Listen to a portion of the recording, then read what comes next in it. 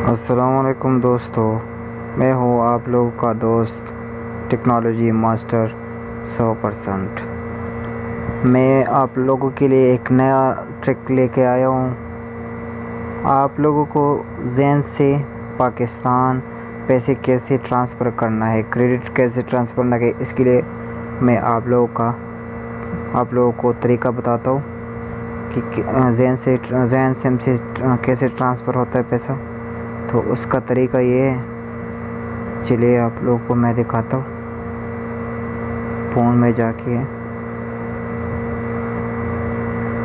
आप लोगों को डायल करना है *111 फिर 9 फिर 2। पाकिस्तान को अगर पैसे भेजना है तो 92, अगर इंडिया को भेजना है तो 91, तो 92।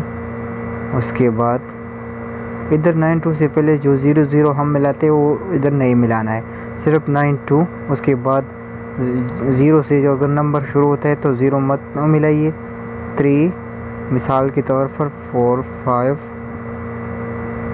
6 5 4 5 3 2 0, फिर स्टार, फिर अमाउंट, जितना पैसा आप लोगों को भेजना है, लेकिन ज़ेन से 5000 से कम नहीं जाता। अगर आप लोगों को 5 भेजना है तो *5# मिला के डायल करें। अगर आप लोगों को ज़्यादा भेजना है, 10 भेजना है, 10#, ये डायल का बटन दबा के आप लोगों का पैसा पाकिस्तान सेंड हो जाएगा।